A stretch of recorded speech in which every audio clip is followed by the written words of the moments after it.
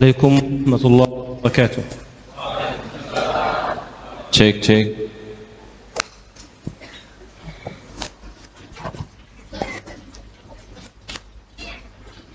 الحمد لله رب العالمين. يا ربنا لك الحمد كما ينبغي لجلال وجهك الكريم وعظيم سلطانك. يا ربنا لك الحمد ملء السماوات وملء الأرض وملء ما شئت من شيء بعد. أهل الثناء والمجد أحق ما قال العبد وكلنا لك عبد. لا مانع لما أعطيت ولا معطي لما منعت ولا راد لما قضيت ولا ينفع ذا الجد منك الجد. أشهد أن لا إله إلا الله وحده لا شريك له، له الملك وله الحمد، يحيي ويميت وهو على كل شيء قدير. وأشهد أن سيدنا وإمامنا محمدًا عبد الله ورسوله. اللهم صل وسلم وبارك على سيدنا ومولانا محمد وعلى آله وصحبه ومن اهتدى بهديه، ثم أما بعد. أيها الكرام، بداية أتوجه بالشكر وعظيم الامتنان لعموم أهل إندونيسيا وللحضور خاصة ولأهل المسجد ولإدارة المعهد على هذه الدعوة الكريمة وعلى حفاوة الاستقبال والتكريم. تفضل. Cek. Bismillahirrahmanirrahim. Assalamualaikum warahmatullahi wabarakatuh. Alhamdulillahirabbil alamin. Alhamdulillahilladzi arsala rasulahu bil huda wa dinil haq liyudhhirahu 'alad dini kulli wa kafa billahi shahida. Asyhadu an la ilaha illallah wa asyhadu anna Muhammadan 'abduhu wa rasuluhu la nabiyya ba'da, amma ba'd. Syekh berkata, terima kasih kepada seluruh hadirin yang hadir, kepada seluruh jajaran DKM yang telah memberikan fasilitas tempat, kemudian kepada Sivitas Akademi Madrasah Ibtidaiyah SD Quran Bengkel Hati Al Hidayah. وما أحسن الكلام والحديث عن القرآن الكريم. والقرآن الكريم من أعظم نعم الله على عباده المؤمنين. وفضل هذا الكلام القرآن الكريم فضله على سائر الكلام كفضل الله على سائر خلقه. ففي الحديث الذي رواه الإمام الترمذي أن النبي صلى الله عليه وآله وسلم قال: وفضل كلام الله على سائر الكلام كفضل الله على سائر خلقه.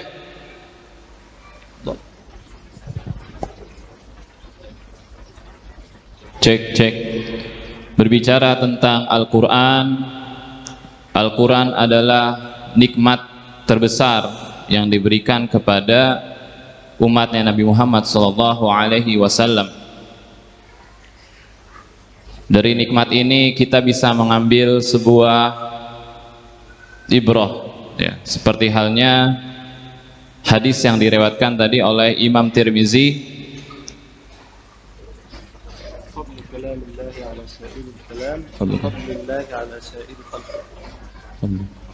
Ustaz Nabila bisa menjelaskan hadis tersebut? فضل كلام الله على سائر الكلام كفضل الله على سائر خلقه.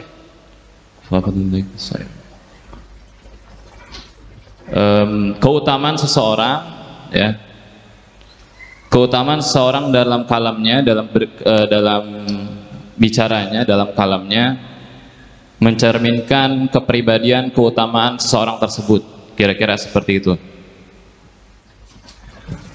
Wa min ni'amillahi subhanahu wa ta'ala alaina aydan ni'matal awladi. Qala subhanahu wa ta'ala wallahu ja'ala lakum min anfusikum azwaja wa ja'ala lakum min azwajikum banina wa hafadha. فسبحانه وتعالى أنعم على الإنسان بنعمة الزوجة، ومن الزوجة أنعم عليه بنعمة الأولاد. تفضل. Cek. Dan dari nikmat yang terbesar juga yang diberikan kepada seseorang adalah nikmat memiliki seorang anak, ya. Dan ini merupakan nikmat yang besar bagi seorang pasangan, ya.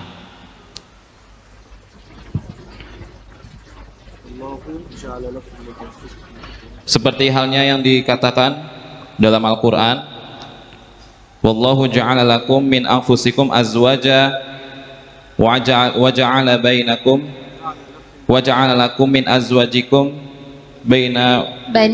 banina wahathadah, ya. Allah telah menjadikan kepada kalian min anfusikum, dari diri kalian, azwaja, yaitu pasangan-pasangan, ya, baik pasangan-pasangan laki-laki maupun pasangan-pasangan perempuan, suami atau istri maksudnya. Wa ja'ala lakum min azwajikum, dan jadikan dari antara pasangan kamu itu anak-anak atau keturunan.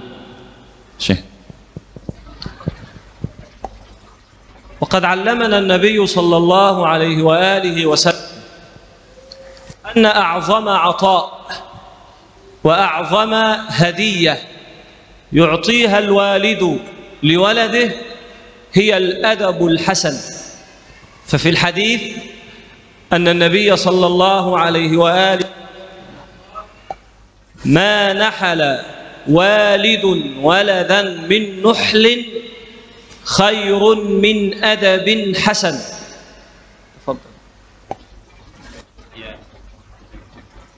Cek. Dan bukti dari kita mensyukuri nikmat besar tadi adalah memberikan pemberian yang terbaik bagi anak-anak kita. Seperti yang disebutkan dalam sebuah hadis, pemberian yang terbaik, ya, tadi riwayat Tirmizi, pemberian terbaik bagi anak-anak kita adalah adab yang baik, ya.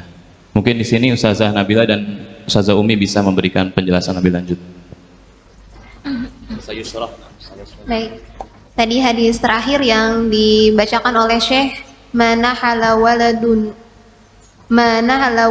waladahu afdalu min adabin hasanin. Tidak ada suatu pemberian yang diberikan oleh seorang ayah kepada anaknya yang lebih utama daripada pemberian budi pekerti yang baik. Hadis riwayat Tirmizi. Tafadhal. Fa afdal 'ata' min al-walid lil-walad laysa al-mal al-kathir wa laysa al-bayt al-kabir, wa innama afdalul 'ata' huwa al-adab, wa a'zamu adab tu'addibu bihi waladak القرآن العظيم. لماذا؟ النبي صلى الله عليه وآله وسلم أشار إلى هذا، أشار إلى أن أهل الله في الأرض هم من معهم نعمة القرآن. ففي صحيح الإمام البخاري أن النبي صلى الله عليه وآله وسلم قال، معذرة في رواية الإمام النسائي، أن النبي صلى الله عليه وآله وسلم قال: إن لله أهلين في الأرض. قالوا: من هم يا رسول الله؟ فقال صلى الله عليه وآله وسلم: هم أهل القرآن، أهل الله وخاصته. تفضل. Cek.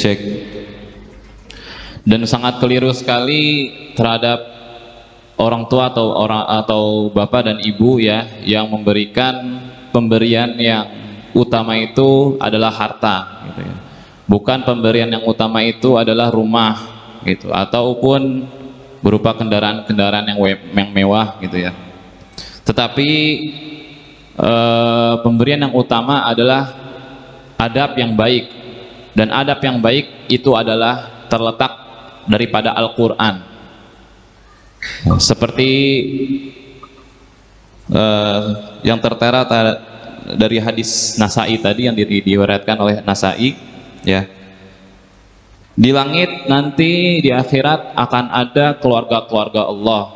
Lalu para sahabat berkata, siapakah keluarga Allah itu ya Rasulullah? Keluarga Allah itu adalah mereka yang ahlil Quran ya. Tafadhal Ustaz Nabi. Seperti halnya tadi sudah dijelaskan bahwasanya dalam sebuah hadis riwayat An-Nasai, innalillahi ahlina minan nas qalu ya Rasulullah man hum, qala hum ahlul Quran ahlullahi wa khassatuh. Jadi Allah memiliki keluarga. Kemudian para sahabat bertanya, siapa mereka wahai Rasulullah? Kemudian Rasulullah menjawab, mereka adalah ahlul Quran dan orang-orang yang membersamai para ahlul Quran ya. Seperti itu. تفضل.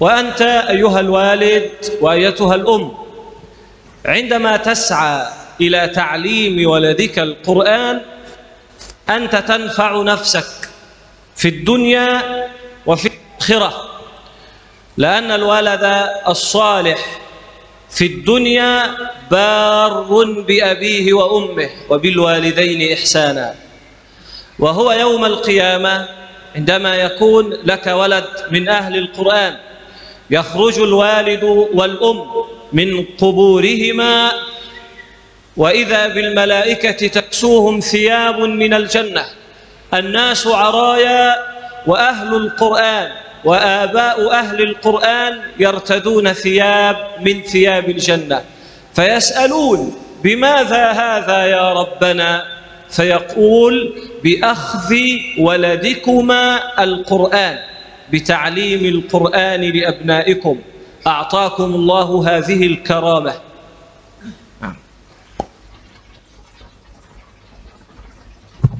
Ya, jadi Syekh menyeru kepada anak-anak sekalian dan kepada orang tua yang ada di sini ya, bagi anak-anak perbaikilah hubungan kalian kepada orang tua dengan birrul walidain yang baik. Kemudian kepada kedua orang tua, yaitu ajarkanlah anak-anak kita Al-Quran ya. Tadi seperti disebutkan sebelumnya bahwasanya adab yang baik adalah terletak daripada Al-Quran. Kemudian jika itu berjalan lancar ya, baik meninggal, keluarga tersebut meninggal, anak yang baik tadi meninggal, kemudian orang tua yang tadi sudah wafat juga, dibangkitkan dari dalam kubur, mereka mengenakan pakaian-pakaian ahli surga. Kemudian mereka bertanya, ya Rabb, kenapa ini terjadi? Ya, karena uminya, abinya telah mengajarkan anaknya Al-Quran. Kemudian anaknya mengamalkan Al-Quran tersebut sehingga dia menjadi anak yang berbakti kepada kedua orang tuanya dan bermanfaat bagi agamanya. Tafadhal Ustaz Nabil. Cukup insyaallah. Cukup insyaallah. Dari Umi Yanti ada yang tambah? Ustaz. وقد أشار القرآن إلى هذا الواجب على الآباء، وهو تربية الأبناء وتعليم الأبناء الأدب الحسن بداية من القرآن الكريم. فهذا نبي الله إبراهيم عليه السلام ابتلاه الله عز وجل ببعض الأوامر الشرعية فأداها. يقول الله سبحانه وتعالى وإذ ابتلى إبراهيم ربه بكلمات فأتمهن قال إني جاعلك للناس إماما قال ومن ذريتي قال لا ينال عهد الظالمين، أي أن النبي إبراهيم لما أخبره الله سبحانه وتعالى أنه إمام للناس، إني جاعلك للناس إماما، قال يا رب أسألك أن تجعل أولادي أيضا أئمة للناس، فقال الله عز وجل لا ينال عهد الظالمين، هذه الإمامة ابنك يا إبراهيم إمام للناس إن كان من الصالحين، إن عمل خيرا، أما الذي يظلم نفسه ولا يعمل خيرا فليس إماما. Cek. Baik. Dan ini menggambarkan bahwasanya urgensi dalam mendidik anak, ya, urgensi dalam mendidik anak dalam Al-Quran itu sebuah kewajiban bagi kita semua. Seperti halnya ketika Allah berkata kepada Nabi Ibrahim tadi, ya, idh ibtala Ibrahimu rabbuhu bikalimatin fa'atammahun. Kemudian Nabi Ibrahim diuji oleh Allah Subhanahu wa taala dengan sebuah kalimat, ini ja'ilun linnasi imama, ya Syekh. Engkau akan menjadi pemimpin bagi manusia. Kemudian Nabi Ibrahim berkata, dan juga bagi keluargaku. Kemudian Allah berkata, tidak bagi orang-orang yang zalim, ya. Maksudnya apa? Syekh berkata tadi bahwasanya ketika Nabi Ibrahim meminta kepada Allah untuk dijadikan anak-anaknya juga sebagai pemimpin bagi para manusia, Allah mengaminkan, namun tidak, ya, bagi anak-anak yang zalim. Maksudnya apa? Anak-anak yang solih saja yang bisa menjadi imam bagi manusia, atau paling tidak sekecil jadi imam, menjadi keluarganya, ya. Jadi itulah letak urgensi daripada kita mendidik anak-anak yang solih. Untuk apa? Untuk menjadi imam-imam selanjutnya di keluarganya, paling tidak. Seperti itu kurang lebih. Ustazah Nabila atau Ustazah Yanti, tafadhol Syekh istamir. ولهذا تكرر في القرآن في أكثر من سورة أن نبي الله إبراهيم كان كثير الدعاء لأبنائه أن يبارك الله فيهم، أن يجعلهم الله مسلمين، أن يجعلهم الله من أهل الصلاة، أن يجعلهم الله من أهل العبادة. قال تعالى حكاية عن سيدنا إبراهيم وهو يدعو هو وإسماعيل ولده، ربنا واجعلنا مسلمين لك ومن ذريتنا أمة مسلمة لك. وإذ قال إبراهيم رب اجعل هذا البلد آمنا واجنبني وبني أن نعبد الأصنام رب اجعلني مقيم الصلاة ومن ذريتي ربنا وتقبل دعاء. فإذا بالقرآن الكريم يشير إلى ضرورة سؤال الله سبحانه وتعالى أن يهدي لك الأبناء، وأن يكون لك مع في الأبناء معينا يساعدك ويعينك على تربية الأبناء بالدعاء. فهذا إبراهيم النبي الكريم يسأل ربه كثيرا أن يبارك الله في أولاده، وأن يعلمهم الأدب، وأن يهديهم إلى الإسلام وإلى الصلاة وإلى العبادة وهكذا. Cek. Baik, ya, jadi termasuk daripada rangkaian kita mendidik anak-anak kita adalah salah satunya seperti yang dicontohkan oleh Nabi Ibrahim, yaitu dengan apa? Dengan cara banyak-banyak mendoakan banyak-banyak mendoakan anak-anak kita, ya. Seperti halnya tadi dicontohkan pada kita semua di Al-Qur'an, ya, bahwasanya Nabi Ibrahim mendoakan anak-anaknya banyak sekali menjadi ahli sholat, menjadi Abdullah, ya, menjadi orang-orang solih, bukan menjadi pengusaha yang sukses, bukan menjadi orang-orang yang terpandang, enggak, itu dulu, ya, tapi untuk menjadi Abdullah, orang yang bisa mengabdikan dirinya kepada Allah terlebih dahulu. Itu adalah darurah. Jadi darurat ya, yang pertama gitu ya, pentingnya di situ dulu pertama. Mungkin Ustazah Nabila dan Umiyanti ada yang ingin tambahkan?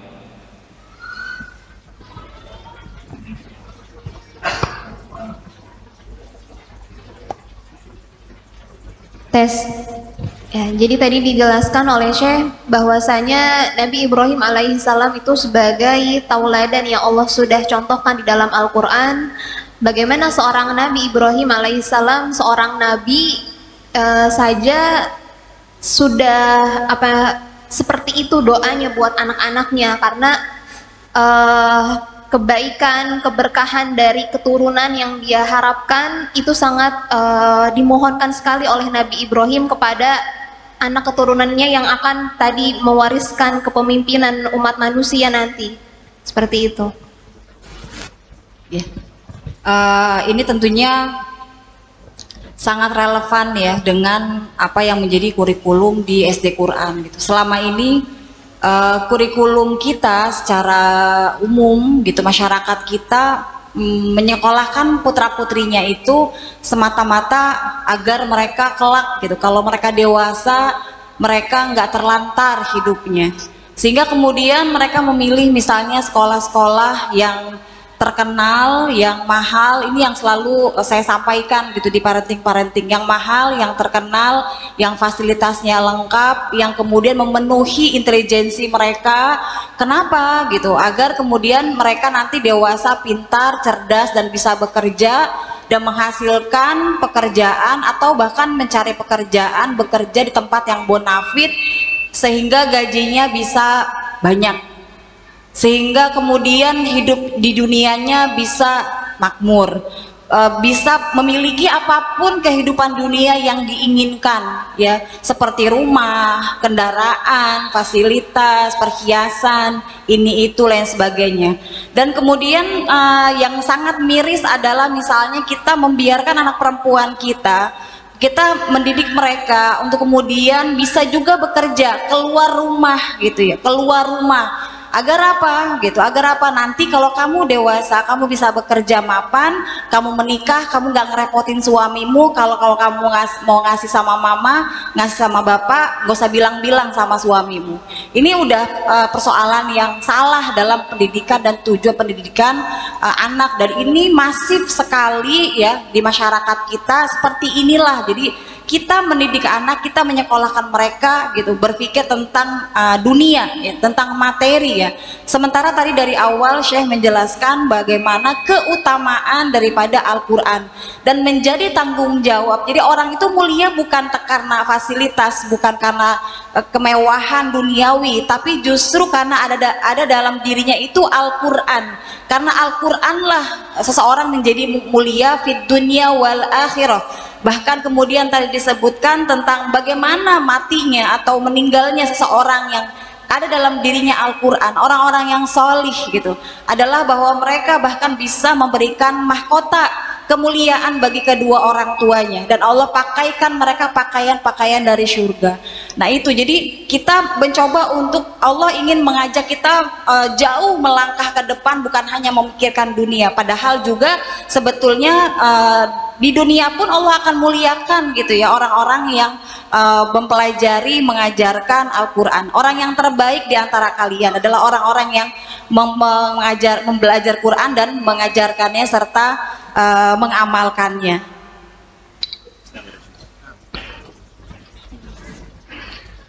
لم يكن أمر النبي إبراهيم عليه السلام مع أولاده دعاء فقط، هو يدعو الله ثم هو يعلم ويؤدب ويربي.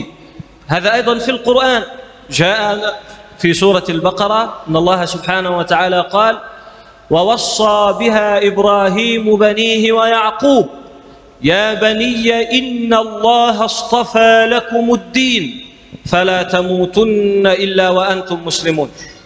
وقال عن نبي الله يعقوب عليه السلام: أم كنتم شهداء إذ حضر يعقوب الموت إذ قال لبنيه ما تعبدون من بعدي قالوا نعبد إلهك وإله آبائك إبراهيم وإسماعيل وإسحاق ونحن له مسلمون. إذن إبراهيم دعا ربه سبحانه وتعالى أن يرزقه الله ولدا صالحا، فلما أعطاه الولد هو يؤدبه ويربيه، وهذا نبي الله يعقوب قبل الموت يشبه أبناءه من حوله: تعالوا اجتمعوا، إياكم أن تموتوا إلا مسلمين، كونوا حريصين على الإسلام وأدب الإسلام وعبادات الإسلام وأخلاق الإسلام. لذلك الله يقول للنبي ويقول لي ولك: وأمر أهلك بالصلاة واصطبر عليها لا نسألك رزقا. Cek.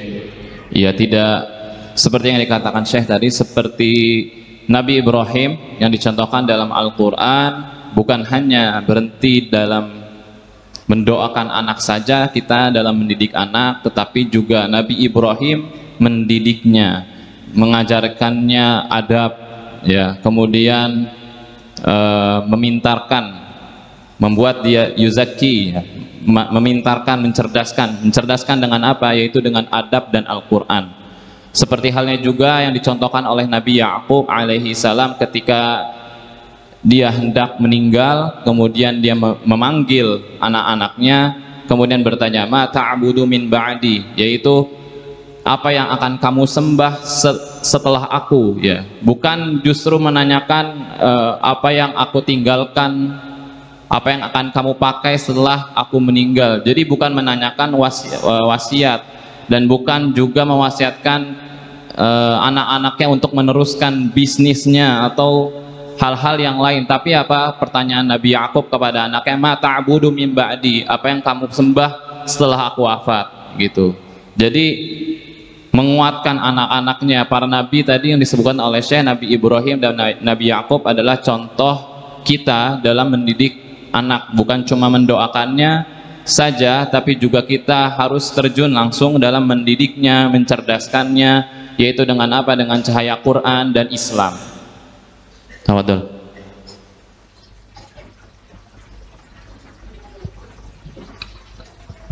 Tes. Menarik apa yang tadi disampaikan oleh Syekh berkenaan dengan tentunya Nabi Allah Ibrahim alaihissalam, yang beliau adalah teladan ya bagi kita semuanya dalam hal tentunya berkeluarga dan secara pribadi, kemudian berumah tangga, dan kemudian memiliki anak lain sebagainya. Bahwa kewajiban orang tua dalam hal ini ketika mereka, dan sesuatu yang didambakan oleh setiap orang tua pastilah yaitu mereka memiliki keturunan gitu. Tapi memang sayangnya sesuatu yang didambakan, diharapkan, diinginkan dan menjadi lengkap ya sebuah rumah tangga dengan anak, tapi ketika mereka sudah hadir mereka kebanyakan disia-siakan gitu. Disia-siakan dalam arti bukan mereka tidak dididik, tapi mereka dididik dengan cara yang salah. Seperti apa yang disampaikan oleh tadi ya Syekh, bahwa berkenaan dengan selain mendoakan juga mendidiknya dan mencerdaskannya dengan Al-Quran gitu. Mengapa Al-Quran? Karena sesungguhnya Al-Quran itu sesuatu yang mudah sekali diterima oleh fitrah putra-putri kita yang masih sangat belia. Ya, mereka mudah sekali untuk menerima Al-Quran. Fitrah mereka masih suci. Mereka mudah sekali untuk kemudian mendapatkan kebaikan-kebaikan dari Al-Quran. Mereka juga dimudahkan oleh Allah juga untuk menghafalnya. Jadi bahwa jangan ada kata terlambat untuk kemudian membawa putra-putri kita ke tempat, ke lembaga-lembaga yang di dalamnya khususnya kurikulumnya adalah bicara masalah tentang Al-Quran. Selain itu bahwa Quran itu mencerdaskan, tadi menarik yang disampaikan oleh Syekh, yaitu mendidik anak, mencerdaskannya dengan Al-Quran. Betul bahwa dalam buku Prophetic Parenting ya, nanti ibu-ibu silahkan mungkin bisa dilihat di Google dan sebagainya, atau pendidikan anak ala Nabi begitu ya, bahwa mendidik atau mendidik banyakkan sekarang ini, mohon maaf saya mengutip ini ya judul gitu, semisal banyak banget bertebaran yang namanya les-les private, entah itu private yang formal ataupun tidak formal. Misalnya lembaga-lembaga baca tulis, berhitung. Jadi anak-anak usia dini itu kemudian mereka dititipkan di lembaga-lembaga yang demikian gitu ya. Anak-anak usia 3 tahun, 4 tahun, 5 tahun, para orang tua bangga ketika para putra-putrinya itu di usia sangat belia itu sudah bisa membaca, sudah berhitung. Bahkan ada yang sampai kemudian mereka pengen banget bisa bahasa Inggris, lain sebagainya. Sebetulnya pola didik seperti ini itu justru menghancurkan otak anak. Bapak Ibu perlu tahu gitu bahwa kesalahan kita dalam pendidikan anak menempatkan mereka di tempat yang salah gitu. Alih-alih mereka kemudian mendapatkan kecerdasan, tapi justru otak mereka akan rusak. Ya, akan rusak. Otak mereka akan hancur gitu. Mungkin tidak dirasakan pada saat ini, itu dirasakan di beberapa tahun yang akan datang. Tapi uniknya bagaimana kemudian justru ya dengan mengajarkan sejak dini putra-putri kita dengan Al-Qur'an, ya mereka nggak perlu dipaksa. Cukup saja mereka mendengarkan kita membaca Quran, ayah ibunya membaca Quran, keluarganya membaca Quran secara rutin, maka mereka akan tertarik dengan Al-Quran itu sendiri karena hati mereka masih sangat fitrah gitu. Dan tentunya dengan Al-Quran inilah ya yang akhirnya mencerdaskan otak mereka. Ini saya sedikit kasih testimoni. Tadi Bapak Ibu lihat bagaimana perjalanan SD-ku. Ya, perjalanan SD-ku dari yang anak-anaknya masih cuma 5 orang ya. Mereka adalah as-sabiqunal awwalun. Dari mulai kecil, dari mulai pra-SD sampai sekarang tadi Bapak Ibu lihat yang tasmi 3 orang itu adalah as-sabiqunal awwalun. Tasmi Tufatul Atfal. Tasmi Tufatul Atfal yang 3 orang itu adalah mereka adalah as-sabiqunal awwalun. Mereka adalah orang yang pertama-tama membersamai SD Quran ini sejak dini. Bisa kita saksikan dari sisi hafalannya, kecerdasannya. Bahkan misalnya Bapak Ibu ribet masalah ujian negara bla bla bla segala macam, alhamdulillah kami tidak kesulitan. Di last minute di kelas 5 barulah, atau di kelas 5 semester 2 kita baru kemudian mengenalkan mereka tentang bagaimana mempersiapkan ujian paket yang akan kita laksanakan, dan mereka mudah sekali mempelajarinya. Jadi kalau udah belajar mudah dengan Al-Quran, maka insya Allah akan dimudahkan belajar yang lainnya.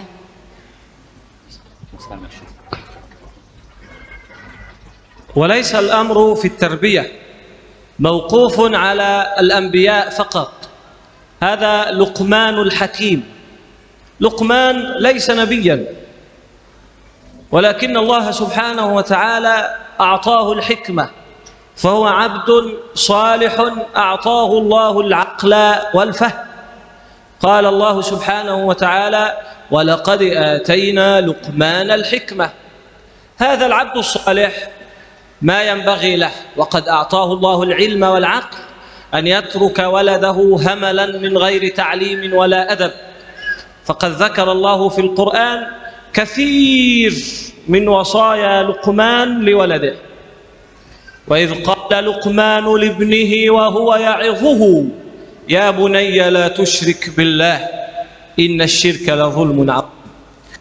وقال: يا بني إنها إن تك مثقال حبة من خردل فتكن في صخرة أو في السماوات أو في الأرض يأتي بها الله. يا بني أقم الصلاة وأمر بالمعروف وانهى عن المنكر واصبر على ما أصابك. أمره بالعقيدة التوحيد، وأمره بالعبادات، وأمره بالأخلاق. هذا الرجل الحكيم الذي وضع الله في رأسه العقل والعلم ما ينبغي أن يترك ولده هملا من غير تربية ولا تعليم، فكان حريصا على أدبه. ولذلك ذكر القرآن وصاياه لولده، وكأن القرآن يقول لي ولك أيها الأب أيها الأم: عليك أن تكون مثل لقمان الذي أوصى ولده وعلم ولده وأدب ولده. Cek.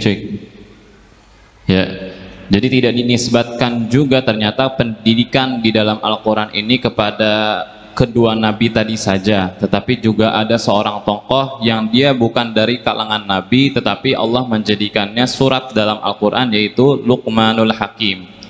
Luqman ini seperti yang dikatakan oleh Syekh, dia diberikan oleh Allah Subhanahu wa taala berupa keberpahaman terhadap din, agama, dan kecerdasan. Jadi kecerdasan dan keberpahaman berupa agama ini melebur menjadi sebuah hikmah, ya. Jadi kalau ilmu tanpa adab, kata Syekh, bukan hikmah, ya, itu sombong. Tapi ketika sudah ilmu faham, ya, itu menjadi sebuah hikmah, kata Syekh. Luqman ini diberikan sebuah hikmah, ya, kemudian yang dia ajarkan juga kepada anaknya. Kemudian mayoritas secara urgensi, secara keutamaan yang telah diajarkan oleh Luqman kepada anaknya ini, yang paling utama adalah berupa akidah. Ya bunayya la tusyrik billah. Wahai anakku, janganlah engkau berbuat syirik kepada Allah. Wahai anakku, Allah senantiasa melihatmu di mana saja. Engkau di sana, engkau di sini, gitu ya. Engkau di balik apapun, Allah melihat engkau. Jadi diajarkan ma'iyatullah, kebersamaan pada Allah. Kemudian, ya bunayya aqimis shalah. Ya anakku, wahai anakku, dirikanlah salat. Seperti itu. Dan ini merupakan sebuah contoh yang telah Al-Quran ajarkan kepada kita semua dari hamba Allah ini yang bernama Luqman, ya, bukan nabi. Jadi tadi Syekh menyeru kepada kita semua, ya yuhal ab, ya yuhal wahai para abi, wahai para ummi, ayo mari sama-sama kita didik anak kita berlandaskan awalnya itu adalah akidah, ya, akidah Islamiyah yang paling dasar, fondasi daripada pendidikan itu ya. Mungkin Ustazah Nabila dan Ustazah Yanti bisa melanjutkan. Ya, mengenai serangkaian nasihat yang diberikan Luqman kepada anaknya tadi di dalam Al-Quran, ya, di surat Luqman di ayat 12 sampai ayat 19, menarik tadi yang disampaikan oleh Syekh bahwasanya awal pertama yang diberikan nasihat kepada anaknya adalah mengenai masalah tauhid, ya. Kenapa masalah tauhid? Karena tauhid kepada Allah adalah merupakan kunci ketaatan kepada Allah.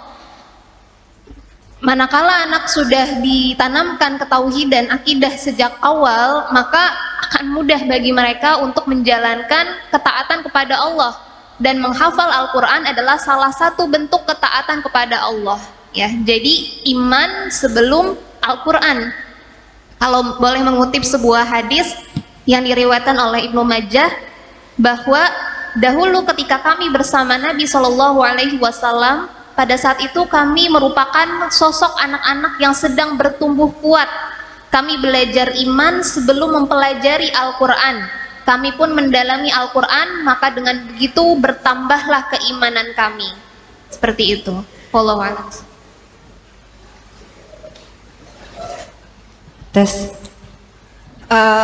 Begitupun dengan kurikulum yang ditetapkan di SD Quran gitu. Kita mungkin sering sekali misalnya menyaksikan, mungkin banyak dari kita yang bertanya-tanya terkadang, misalnya banyak sekali lembaga-lembaga Al-Quran, pesantren-pesantren Quran gitu ya.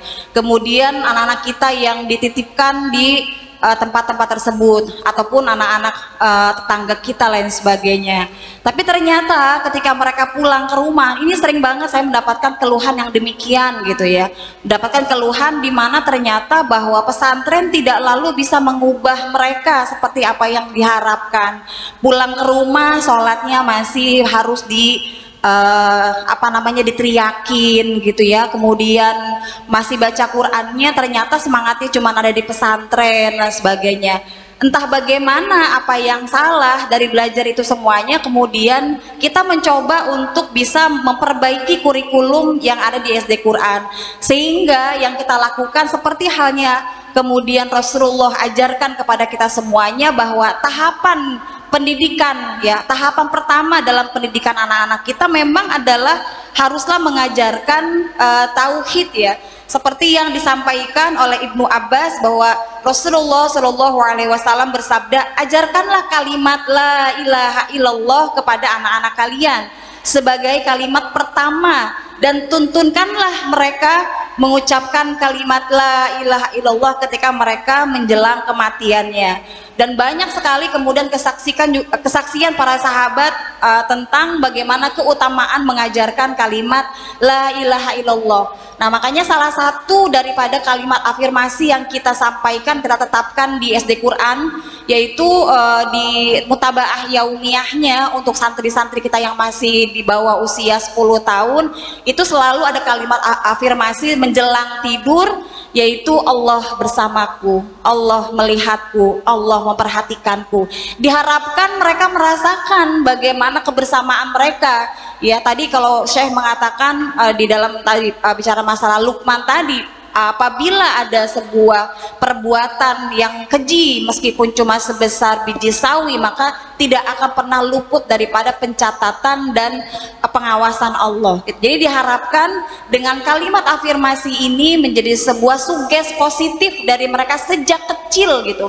Ini bukan kalimat jampi-jampi, bukan kalimat apapun, tapi memang kalimat afirmasi, di mana ini dilakukan juga oleh salah seorang ulama terdahulu, dan kemudian hikmahnya ketika dia sudah berumur 10 tahun dikatakan bahwa, nah, kalau orang sudah merasa diawasi oleh Allah, kalau orang sudah merasa takut hanya kepada Allah saja, tak akan mungkin dia akan berbuat zolim meskipun ia dalam keadaan sendiri. نأتي إلى السؤال الأهم: كيف أساعد ولدي على حفظ القرآن الكريم؟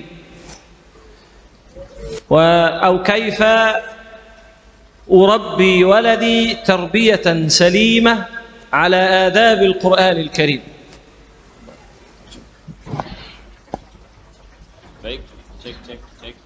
Cek, kita sampai kepada persoalan bagaimana agar kita mudah dalam mengajarkan anak-anak kita menghafal Al-Quran, atau bagaimana cara kita mengajarkan kepada anak-anak kita untuk belajar Al-Quran, seperti itu. أولا كما تعلمنا من نبي الله إبراهيم الدعاء للأبناء، دعاء الله سبحانه وتعالى أن يصلح حال الولد. وفي سورة الفرقان والله سبحانه وتعالى يبين لنا صفات عباد الرحمن، قال: والذين يقولون ربنا هب لنا من أزواجنا وذرياتنا قرة أعين. العبد الصالح يسأل ربه، عباد الرحمن يدعون الله أن يرزقهم أزواجا صالحين وذرية صالحة تقر بها العين، أي الإنسان بهذا الولد وبهذه الزوجة يعيش مسرورا، يعيش سعيدا. لذلك نبي الله إبراهيم كما في سورة الصفات يقول: رب هب لي من الصالحين، رب أعطني ولدا صالحا. وفي الحديث الذي رواه الإمام مسلم فيه التحذير أن بعض الآباء والأمهات لا يدعون لأبنائهم، وإنما الدعاء على الأبناء، دعاء بالشر على الأبناء. يقول النبي صلى الله عليه وسلم: لا تدعوا على أنفسكم، لا تدعوا على أبنائكم، لا تدعوا على أموالكم، لا توافقوا ساعة يسأل الله سبحانه وتعالى فيها سؤال فيستجيب لكم.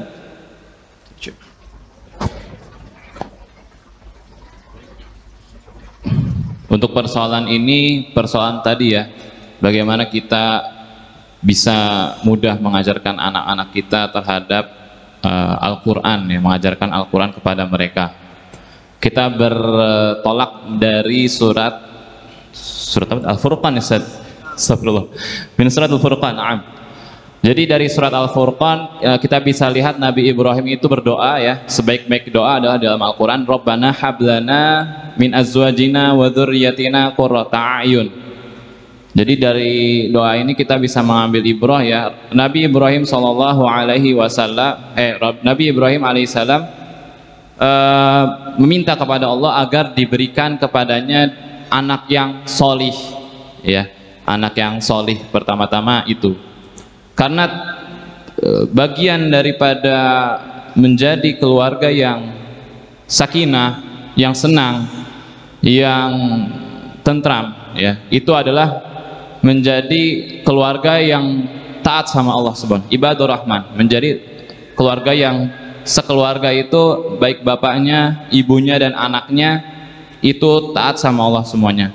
Kemudian itu insya Allah akan menjadi rumus daripada keluarga yang sakinah, mawaddah dan warahmah ya, seperti itu kira-kira. Kemudian berlanjut kepada Rabbi habli minas solihin, itu juga penguat dari dalil sebelumnya bahwasanya Nabi Ibrahim meminta kepada Allah Subhanahu wa taala agar diberikan kepadanya anak yang solih gitu ya.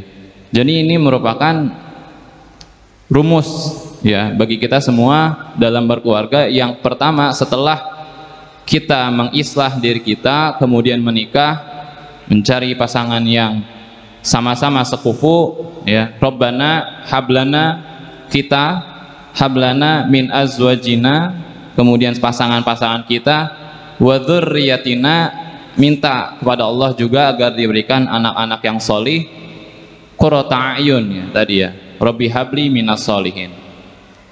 Kurang lebih seperti itu. Ustazah Nabila dan Umiyanti mungkin ada tambahan? Kalau menangkap tadi pemaparan dari Syekh, berdasarkan kunci pertama kita dalam mengajarkan pendidikan kepada anak adalah, yang pertama adalah dengan doa ya. Bahwa konsep berserah dirinya Nabi Ibrahim alaihi salam di dalam Quran dijelaskan bahwasanya Nabi Ibrahim itu banyak melantunkan doa untuk anak-anaknya ya. Tadi di Quran surat Al-Furqan ayat 74 ya, Rabbana hablana min azwajina wa dzurriyyatina qurrata a'yun waj'alna lil muttaqina imama. Kemudian di surat As-Saffat juga Rabbi habli minas solihin.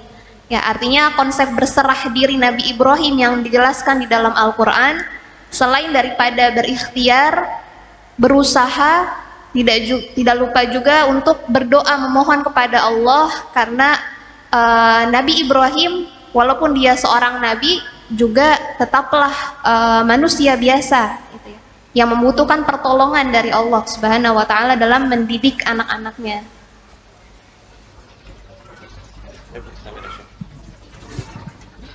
إذن لا بد من الدعاء، لأن لا بد من عناية الله للولد، لا بد من حفظ الله للولد. أنت الدعاء تطلب حفظ الله، تطلب عناية الله. هذا موسى عليه السلام كليم الله، هذا النبي الكريم صغير طفل، تخاف أمه عليه من ظلم فرعون فتضعه في البحر فينجيه الله، فيتربى في بيت الظالم الذي يريد أن يقتله فرعون، لكن عناية الله سبحانه وتعالى حفظت هذا الصغير. وهناك من علوم بني إسرائيل السامري كان موسى سامري. هذا الرجل جاء في الأثر وفي الرواية أنه وهو رضيع مثل موسى خافت أمه من فرعون فوضعته في جبل. في الرواية أن جبريل كان يطعمه وهو رضيع.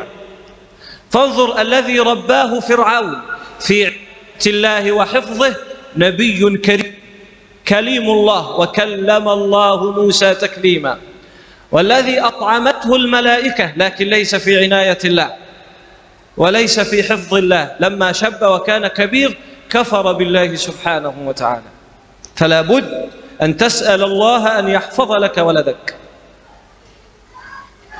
Ya, jadi tadi ditekankan lagi sama Syekh terhadap kesungguhan kita, kedisiplinan kita dalam berdoa ya, untuk mendoakan anak-anak kita.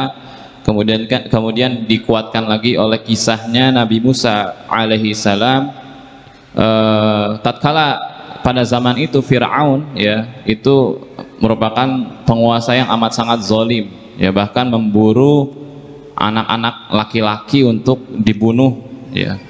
Kemudian uminya Nabi Musa ya, ibunya Nabi Musa alaihi salatu wassalam tidak pernah luput dalam kesungguhannya berdoa kepada Allah, meminta perlindungan kepada Allah, meminta perlindungan, dan akhirnya perlindungan itu turun kepada Nabi Musa dengan cara yang Masya Allah luar biasa, yaitu dengan apa?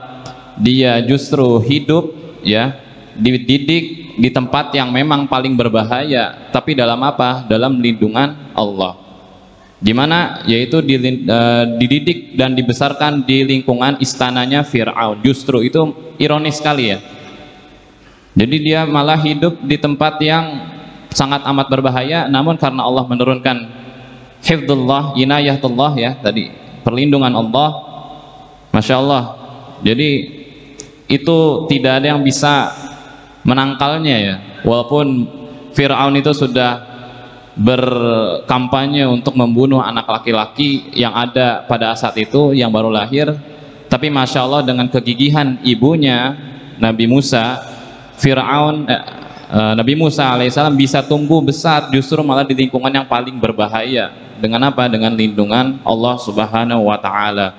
Ini merupakan sebuah hikmah yang bisa kita ambil, bahwasanya doa itu adalah penting bagi kita yang ingin mendidik anak-anak kita di lingkungan yang amat sangat berbahaya pada saat ini, yaitu di akhir zaman gitu ya.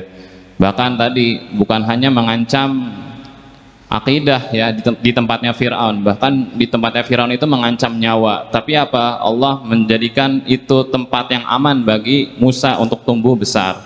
Dan juga dikaitkan kepada tadi ibunya Samiri. Samiri itu adalah seorang yang nanti akan menyesatkan Bani Israel ya, yang membuat patung berhala berupa sapi ya, ketika Nabi Musa alaihissalatu wassalam itu berangkat untuk mendapatkan wahyu. Kemudian Samiri ini adalah seorang yang menyesatkan Bani Israel ya, yang akhirnya menyuruh Bani Israel untuk menyembah kepada berhala. Ibunya Samiri konon katanya menurut riwayat ya, itu juga berdoa dan satu angkatan dengan Musa, ternyata berdoa untuk dilindungi, tapi berdoanya bukan meminta perlindungan kepada Allah ya. Kemudian ditinggalkan dia kepada jabal ya, gunung, ditinggalkan di atas gunung Samiri itu. Kemudian konon menurut riwayat dia diberikan makanan dari malaikat ya, malaikat memberikan dia makan, cuman tidak turun pertolongan dari Allah Subhanahu wa Ta'ala untuk menjaganya. Tadi kalau Musa langsung pertolongan Allah ya, jadi langsung tangannya Allah. Bahkan Nabi Musa SAW itu dijuluki sebagai kalimullah ya, orang yang berbicara langsung dengan Allah, beda dengan Samiri ya. Dan hasilnya apa? Orang yang tidak meminta pertolongan langsung kepada Allah Subhanahu wa Ta'ala untuk melindungi anaknya menjadi tadi Samiri, kafir. Dan berbeda dengan Musa, Musa menjadi anak yang beriman, bahkan menjadi seorang rasul dan nabi ya. Mungkin relate dengan kehidupan kita, kita hanya mengandalkan sekolah atau mengandalkan fasilitas yang ada dalam pada sekolah itu ya, untuk apa? Untuk melindungi tumbuh kembang si anak gitu. Cuman tadi akhirnya kalau kata Syekh, Samiri dan Musa adalah contoh konkret yang berbeda. Ketika kita meminta pertolongan kepada Allah, meminta perlindungan kepada Allah langsung, maka tangan Allah lah yang akan melindunginya. Dan berbeda dengan Samiri ya. Sampai besar Nabi Musa bahkan menjadi seorang rasul, dan Samiri mungkin selamat dari kondisi yang berbahaya, akan tetapi ketika besar dia menyesatkan manusia. Mungkin ada tambahan dari Ustazah Nabila? Tested ya. Ini menarik berkenaan dengan apa yang disampaikan oleh Syekh ya, bahwa tentang kesungguhan kita ya selaku orang tua gitu di SD ku ini yang terus selalu didengungkan, selalu diajak para orang tua bahwa sesungguhnya mendidik anak itu, pendidikan anak itu adalah tanggung jawab orang tua ya. Ku anfusakum wa ahlikum nar gitu. Kebanyakan kita lebih memilih misalnya sekolah yang bonafit lain sebagainya, seperti halnya kita menitipkan cucian kotor kita ke tempat laundry. Kita berharap kita nggak usah capek lagi perlu jemur ini itu segala macam dengan fasilitas yang lengkap, dengan bayaran yang mahal. Kita menyangka bahwa anak kita kemudian lahir dan keluar menjadi seperti apa yang kita inginkan. Itu sungguh sangat salah besar gitu. Bahwa di SD ku kami mencoba untuk kembali memberikan sebuah ingatan kepada para orang tua, wahai Umi dan Abi, sehingga bahkan kegiatan parenting ini adalah merupakan kegiatan wajib yang harus diikuti oleh seluruh wali santri tidak terkecuali, kecuali memang karena alasan-alasan yang dibenarkan gitu. Sehingga apa bentuk kesungguhan kami dalam hal ini mengajak orang tua setulus hati untuk kembali menjalani perannya sebagai orang tua, bahwa orang tua yang tidak bisa bekerja sama dengan kami tentunya akan mendapatkan hal-hal yang sesuai seperti apa yang kita sepakati di awal, yaitu ketika wawancara, ketika mereka tidak mengikuti sebagian besar daripada kebijakan kami, artinya mereka memang tidak merasa cocok dengan keadaan kami seperti ini, sehingga mereka banyak ada beberapa misalnya mungkin yang akhirnya keluar. Tapi Masya Allah gitu, tentunya banyak sekali testimoni yang dirasakan oleh para orang tua tentang bonding, tentang kedekatan mereka akhirnya, tentang kesadaran mereka sebagai orang tua. Jadi menarik bahwa ucapan doa yang dilantunkan oleh ibunda Nabi Musa ya alaihi salam ini benar-benar menembus cakrawala gitu ya. Di tempat tadi menarik ya, saya sampai merinding ya, tadi nggak dengar pemaparan Syekh dan diterjemahkan oleh Ustadz Fahri ya, bahwa memang siapa yang menduga gitu di tempat yang berbahaya, sangat berbahaya gitu. Kita sekarang kan lebih cenderung kepada ikhtiar kita gitu ya, ikhtiar manusia kita. Tapi kita bisa lihat bagaimana kekuatan doa seorang ibu yang tulus ya, yang kemudian hanya meminta kepada zat yang memang maha besar dan sebagainya. Kemudian Allah berikanlah perlindungan itu ya kepada Musa gitu, di tempat dimana justru tempat itu sangat berbahaya. Itulah pada hari ini, sekarang kita ini mendidik anak itu susah di akhir zaman ya. Maka selain kemudian ikhtiar yang kita lakukan, pendidikan yang benar, selain itu adalah bagaimana kuatkan hubungan kita dengan Allah, kuatu silabilah kita, kesungguhan kita. Jadi cuma doa orang tua yang dijamin oleh Allah diijabah ya doanya, insyaallah.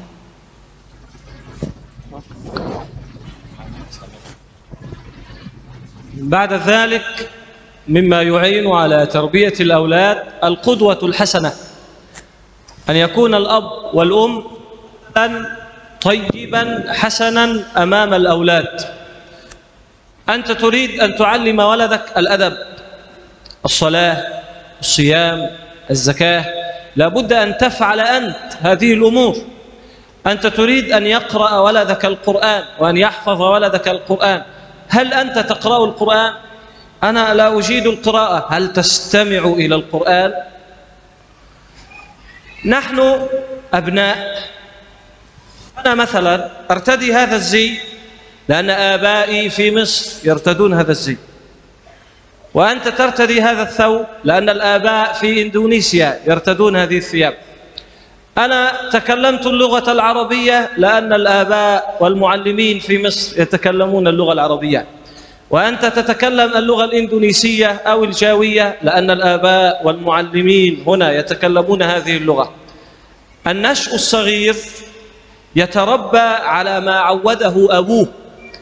في الحكمة العربية أن ولدا يقول لأبيه: أما تدري أبانا كل فرع يجاري في الخطى من أدبوه، وينشأ ناشئ الفتيان منا على ما كان عوده أبوه. أي أن الصبي يفعل مثل معلمه، يفعل مثل أبيه، والولد الصغير والبنت ينشأ على ماذا؟ على عادات أبيه، على تقاليد أبيه.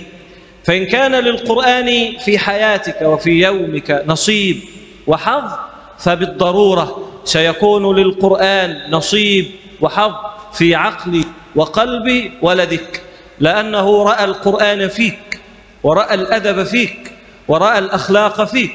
وهكذا نتوارث الأدب عن رسول الله، نتوارث السنة عن سيدنا رسول الله، من الأب والأم إلى الأبناء، من المعلم إلى التلميذ، من الأستاذ إلى الطالب، وهكذا.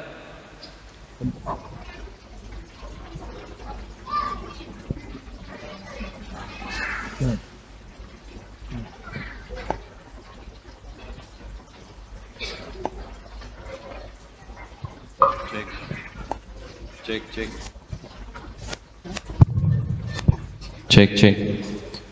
Yang kedua, yang tidak kalah pentingnya daripada kita agar pendidikan itu merasuk ke dalam anak-anak kita, ya, meresap ke dalam anak-anak kita, jiwa anak-anak kita, adalah dengan menjadikan diri kita sebagai suri tauladan yang baik bagi anak-anak kita. Kemudian tadi Syekh menyindir kita semua sebenarnya, ya. Apakah bapak-bapak ataukah umi-umi di sini menyuruh anaknya untuk beradab, menyuruh anaknya untuk sholat, menyuruh anaknya untuk berzakat, menyuruh anaknya untuk berpuasa? Apakah umi dan abinya juga sama melakukan hal tersebut? Tadi syekhnya berkata seperti itu. Apakah abi dan umi ketika menyuruh anaknya murojaah, menghafal Al-Quran, abi dan umi juga ikut menghafal dan murojaah Al-Quran? Maksudnya seperti itu, ya. Jadi anak akan mengikuti adatil abi, ya. Anak kecil itu akan meniru kebiasaan bi'ah, ya, kebiasaan yang dilakukan oleh abinya terutama. Tadi syekhnya mention abi, soalnya abinya, bapaknya, gitu. Dan pun secara general anak akan belajar dari kedua orang tuanya, anak-anak kecil, kata Syekh, ya, anak-anak kecil. Karena anak-anak kecil itu belajar dengan cara melihat kebiasaan kedua orang tuanya. Seperti halnya saya, kata Syekh, ya, saya di Mesir memakai baju seperti ini, berlisan Arab. Karena apa? Karena bapak saya juga di sana. Bapak saya di Mesir, ya. Saya bisa ilmu Quran, ya. Kenapa? Karena abi saya yang mengajarkan lisan Arab, ya kan, bahasa Arab dan ilmu tentang agama kepada saya, maksudnya kepada Syekh. Jadi semuanya itu tidak semata-mata lahir dan berjalan begitu saja.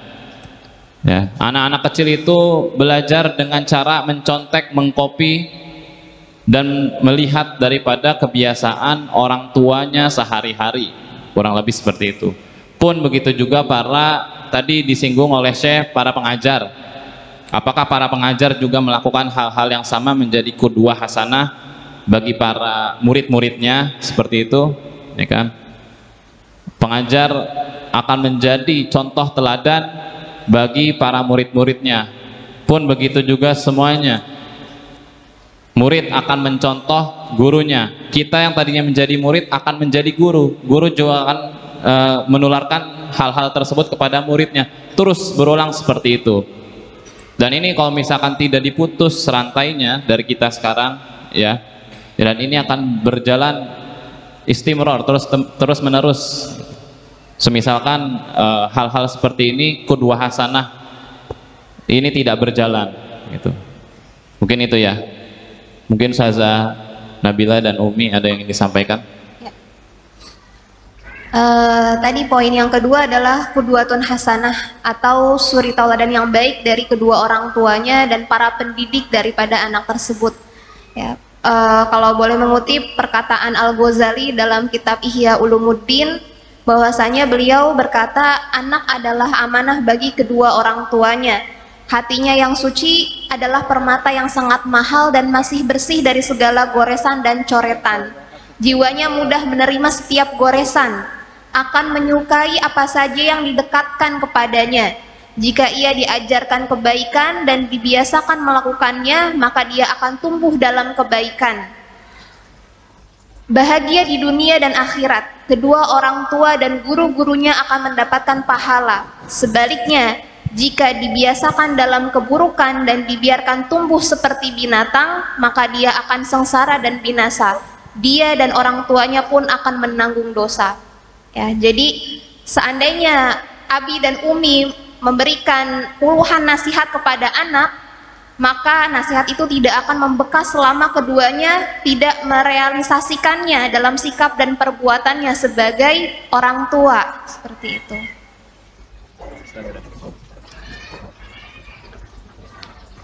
بعد ذلك عليك أن تدرك أن القرآن الكريم كلام الله عزيز غال. إن قرأت شيئا من كتاب الله وحفظت هذه الآيات ثم مرت الأيام وأنت لا تقرأ ما حفظت ولا تعود إلى القرآن الكريم، خرج القرآن من عقلك، نسيت ما تحفظ. كثير منا العربي وغير العربي يقول كلما أحفظ شيئا من كتاب الله أنساه. لماذا؟ النبي صلى الله عليه وآله وسلم أشار إلى هذا فقال صلى الله عليه وآله وسلم فيما رواه الإمام البخاري ومسلم: تعاهدوا القرآن فوالذي نفسي بيده لهو أشد تفصيا من الإبل في عقلها. تعاهدوا القرآن أي اقرأوه يوما بعد يوم، قراءة كل يوم. لماذا يا رسول الله؟ لأن القرآن أسرع هروبا من العقل ومن القلب كما تهرب الدابة من صاحبها. والحل أن تقرأ كثيرا، أن تعاود القرآن مرة بعد مرة لأنه عزيز. قال تعالى: وإنه لكتاب عزيز. عليك إن حفظت شيئا من كتاب الله، سورة أو سورتين أو جزء، لا تترك، كرر المراجعة وحاول أن تفهم المعنى. وإن كنت تحفظ ولدك حاول أن تفهمه هذه المعاني وهذه الكلمات، ما معناها، ما مراد الله، ماذا يريد الله منا. إذا كان هناك قصة مثل سورة الفيل اشرحها لولدك، علمه هذه المعاني، اذكر له هذه القصة. إذن علينا بالدعاء، علينا القدوة الحسنة مع القرآن. عليك بكثرة التكرار، وأن تعلم أن كتاب الله عزيز، فبغير التكرار ستنسى ما حفظته. وعليك أن تحاول أن تفهم مراد الله سبحانه وتعالى وتعمل بهذا الذي فهمته، وهكذا.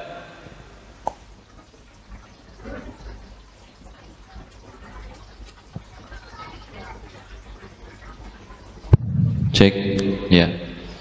Jadi yang ketiga, poin yang ketiga adalah bagaimana agar kita bisa mudah dalam menghafalkan Al-Quran dan jadikan itu menghujam pada diri kita.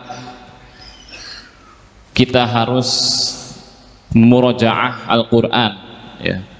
Ketika kita, tadi Syekh mengatakan, ketika kita sudah menghafalkan satu daripada ayat Al-Quran, kemudian kita mencoba untuk mengamalkannya dan memahaminya, namun suatu ketika kita tidak kembali membacanya, mengulangnya, murojaahnya, maka ayat tersebut akan lari dari diri kita, akan hilang.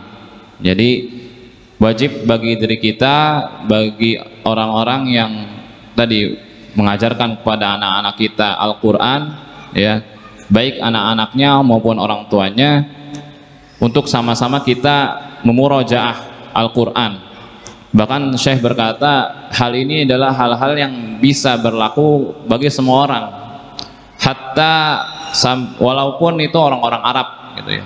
Jadi orang-orang Arab walaupun lisannya lisan Arab, dalam menghafal ketika tidak murojaah, ketika tidak diamalkan, itu akan lari dari akalnya, dari apa? Dari pikirannya.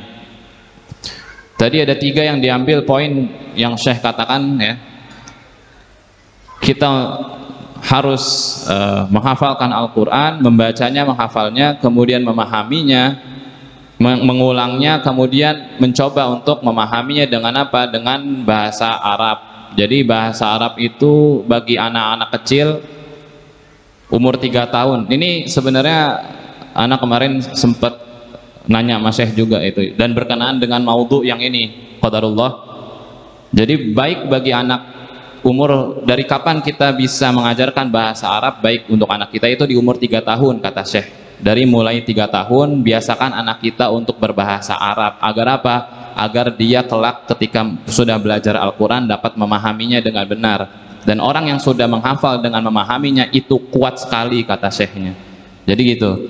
Bagaimana kita bisa menghafal kemudian kuat ya? Dengan apa? Dengan memahami bahasa Arab. Ternyata bahasa Arab, memahaminya, kemudian mengamalkannya, dan labudda antikror, jangan lupa diulang ya, harus diulang-ulang terus ya. Ini hal menjadi suatu kewajiban bagi kita semua yang mengaku sebagai ahlul Quran ya, memurojaah. Walaupun memang satu ayat yang kita hafal. Itu sih kurang lebih dari Syekh tadi. Mungkin dari Ustazah Yanti dan Ustazah Nabila ada tambahan? Berkaitan dengan pentingnya menjaga Al-Quran tadi, salah satunya adalah dengan tikror, dengan pengulangan. Untuk anak-anak mungkin perlu adanya pengawasan dari kedua orang tuanya dalam masalah murojaah tersebut. Balik lagi kepada keteladanan tadi, bagaimana orang tua memberikan sebuah keteladanan kepada anak dengan ikut serta dalam mengulang bacaan, mengulang hafalan yang dihafal oleh anak gitu ya. Dan sebetulnya itu nggak usah muluk-muluk ya. Jadi misalkan kita konsisten 1 hari, misalkan diulang 1 lembar, 2 lembar gitu ya, tapi itu dilakukan secara konsisten gitu, dan itu tidak terputus kata Syekh tadi. Dan perumpamaan orang yang menghafalkan Al-Quran tadi disampaikan melalui sebuah hadis. Rasulullah SAW bersabda, sesungguhnya perumpamaan sahibul Quran seperti pemilik onta yang bertali kekang. Jika ia terus-menerus menjaga tali tersebut, ia menahannya, dan jika ia melepasnya tali itu, maka onta tersebut akan pergi. Ya, hadis riwayat Bukhari seperti itu.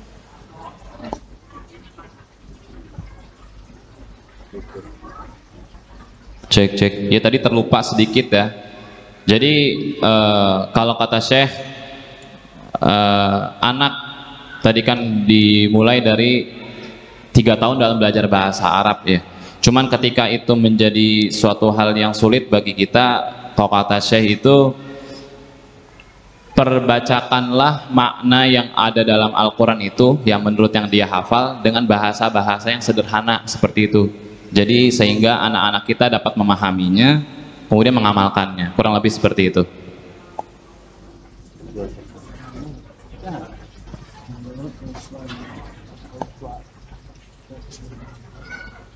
Cek. Mungkin sekian dari Syekh ya. Kurang lebihnya mohon maaf. Mungkin dari Bapak dan Ibu ada pertanyaan yang ingin disampaikan.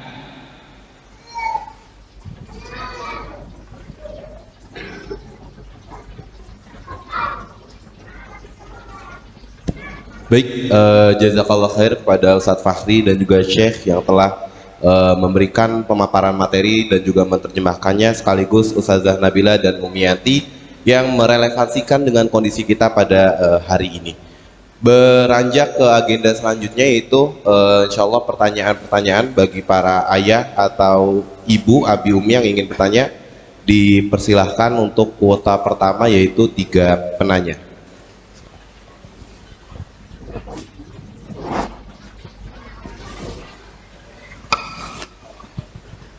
Assalamualaikum warahmatullahi wabarakatuh. Waalaikumsalam. Nama saya Sigit Purwanto, wali santri dari Idat Khairinisa Asma Al-Faruqi.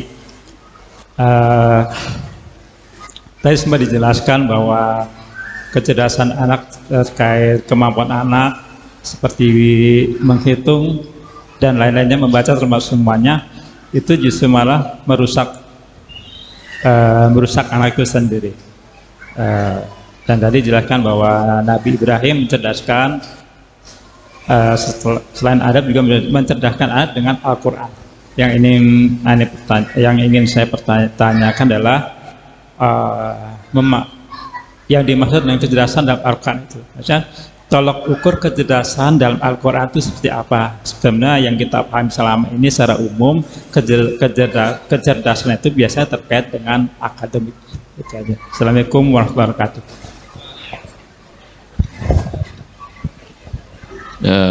ويسأل ما معنى زكي الحقيقة في القرآن؟ زكي زكي.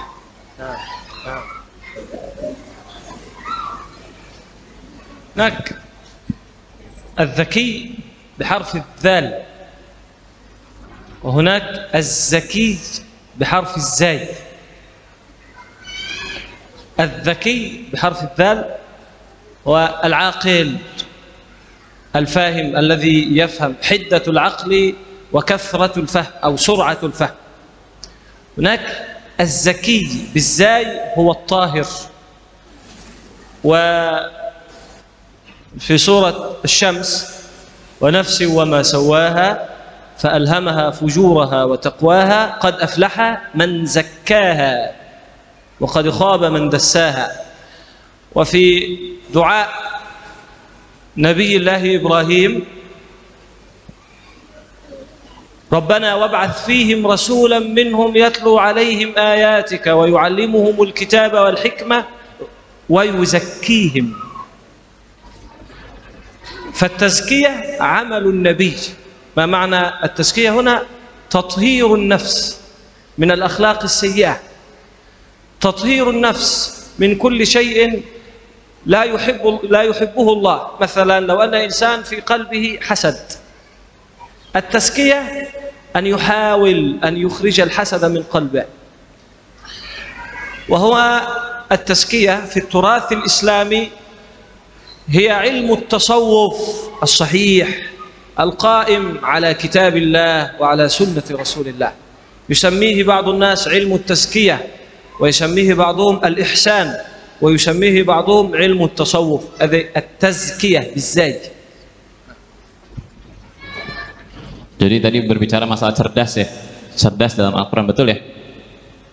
Membantu menjelaskan ya, tadi dijelaskan oleh Syekh, cerdas di dalam Al-Quran ada dua, zaki ya, karena tadi Ana mentionnya dengan kata zaki, cerdas gitu ya. Itu ada dua, ada yang dengan za dan ada yang dengan da ya. Yang dengan za itu berupa pembersihan ya, tazkiyatun nafs, membersihkan hati dari sesuatu. Kemudian yang dimaksud mungkin tadi yang adalah dengan da ya, daki, cerdas. Yang dimaksud di sini adalah tadi kalau kata Syekh ya, ini dibahas juga di belakang layar ya, masalah daki ini. Ana juga nanya sama ya, dalam Al-Quran cerdas itu seperti apa yang diinginkan gitu ya. Jadi daki yang disebutkan tadi dalam surat yang dibacakan oleh Syekh itu adalah cerdas ketika dia bisa tahu adab dan ilmu gitu.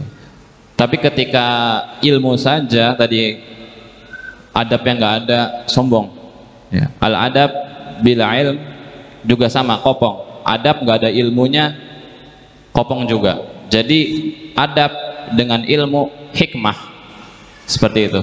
Jadi zaki, cerdas yang diingin Quran adalah beradab dan berilmu, kemudian menghasilkan hikmah. هناك أيضا في القرآن زكاة وزكاة. الزكاة بالزاي بحرف الزاي المال الذي واجب على المسلمين إيتاء الزكاة. والذكاة بالذاء ذبح البهائم مثل الأضحية. فالذبح البهيمة zakah illa ma zakkaitum wa ma dzubha 'ala nusub. Jadi ada lagi zakah ya dalam Al-Qur'an itu berupa zakat ya dengan harta. Ada juga yang dzabih itu adalah an-nahr ya, memotong, menyembelih ya. Wal yurih dzabihata itu adalah menyembelih artinya.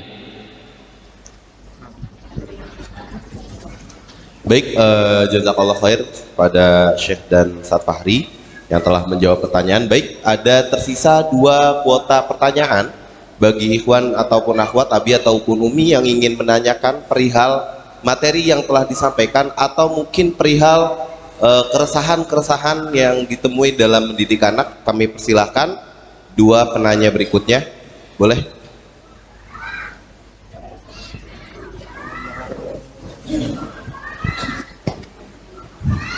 Assalamualaikum warahmatullahi wabarakatuh. Nama saya Turiman dari Wali Santri Muhammad Faiz Abiansah dan Zahra Nur Asifah kelas Idat. Masya Allah yang dijelasin dari Syekh tadi ya, masalah kecerdasan.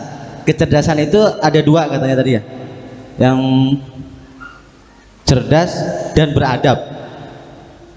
Yang saya tanyakan, bagaimana cara mendidik anak supaya tuh cerdas dan beradab di zaman yang sekarang ini sangat-sangat fenomenal sekali ya, karena akhir zaman tuh fitnahnya tuh sangat berat tuh bagi orang tua. Cukup sekian. Assalamualaikum warahmatullahi wabarakatuh.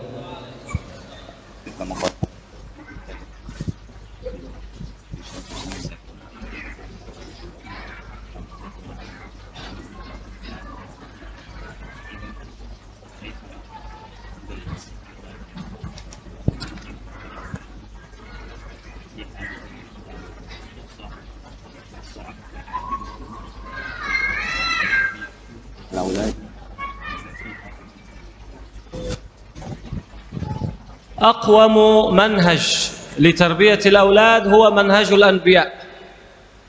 أنا أريد أن أزكي نفسي وأزكي أولادي. أولا كما قلنا الاستعانة بالله. كان نبي الله يعقوب لما غاب عنه يوسف قال فالله خير حافظا وهو أرحم الراحمين. إذن الأنبياء هم يسألون الله أن يحفظ الأولاد. إذا هذا الأمر الأول. ثم الأمر الثاني عليك بالسنة النبوية. انظر كيف كان يتعامل النبي صلى الله عليه وسلم مع الأبناء، كيف يتعامل مع الزوجة، كيف يتعامل مع الكبار السن، كيف يتعامل مع الحيوان. يعني حتى جاء في السنة أن النبي كان يحترم الجبل، يقول هذا الجبل جبل أحد يحبنا ونحبه، وكأن الجبل له مشاعر، له عاطفة، له محبة. فالنبي صلى الله عليه وسلم في سنته علمنا كيف تتعامل مع الله، مع الناس، الآباء والأمهات والأبناء والأزواج والجار والمسلم وغير المسلم ومع الحيوان ومع الجماد. وهذا أقوى طريق التزكية هو منهج رسول الله. فعليك أن تستجيب وأن تطيع للسنة النبوية. لذلك أنا أريد حياة القلب. التزكية حياة لهذا القلب، حياة بالطهارة والإيمان والعمل الصالح. الله يقول في القرآن يا أيها الذين آمنوا استجيبوا لله وللرسول إذا دعاكم لما يحييكم، أي أطيعوا الله وأطيعوا الرسول إذا ناداكم لأمر فيه حياتكم. فحياة قلبك وحياة روحك في طاعة الله وطاعة الرسول.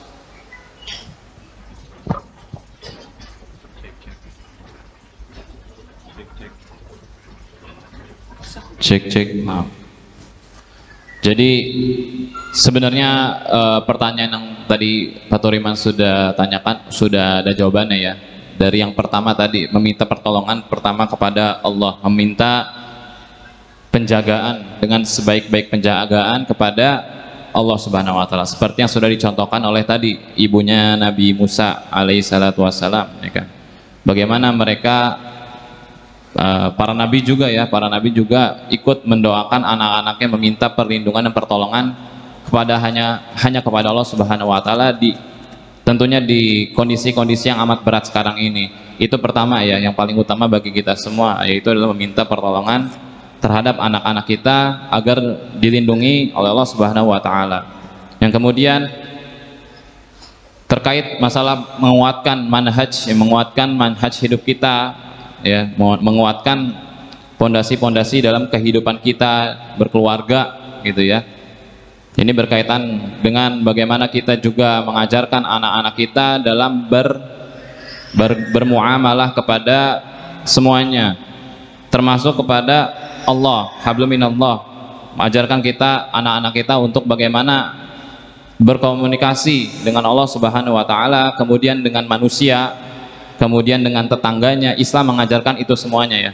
Kepada Allah, kepada manusia, berinteraksi dengan tetangga, berinteraksi dengan hewan, semuanya Islam ajarkan lengkap, detil gitu ya.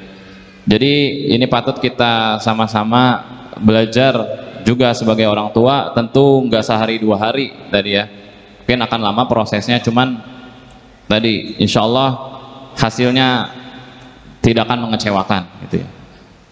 Mungkin itu dari Ana. Ustazah Nabila, ada yang ingin ditambahkan dari pertanyaan tadi Pak Turiman terkait bagaimana kita menjaga anak-anak kita di akhir zaman?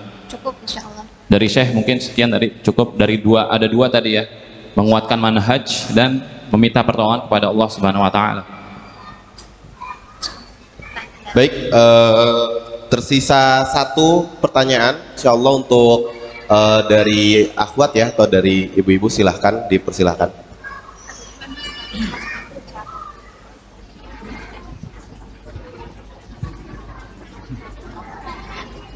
Taib, aneh bacakan ya. Ini ada dua, mungkin bisa jadi satu jawabnya, bisa Ustaz? Ada dua nih, tapi ini udah dari tadi. Ya. Aneh langsung kasih dua, mungkin bisa langsung gitu ya Ustaz ya. Ya, di antara yang pertama nih, bagaimana nasab seseorang anak yang lahir dari hasil perzinahan, namun anak tersebut dirawat oleh orang lain yang tidak ada hubungan keluarga sama sekali sama ibu kandungnya, gitu ya. Apakah ulangi Ustazah, ulangi.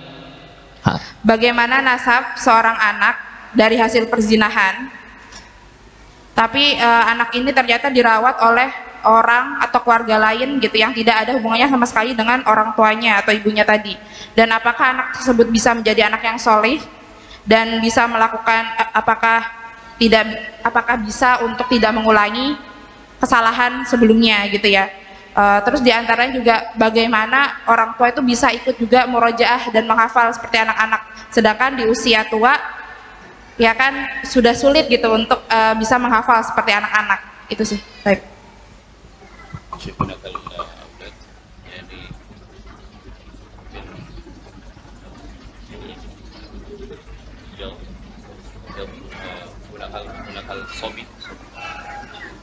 bin hasbi zina bin zina ya amil zina kaifa haluhu wa nasbuhu kaifa nasabuhu wa hal wa nasbuhu kaifa walakin wa yurabbi fi umwal walakin laysat min nikah laysat minhu ailah, laysat min ailatuhu الوضع في التبني ليس من عائلته كيف هل هناك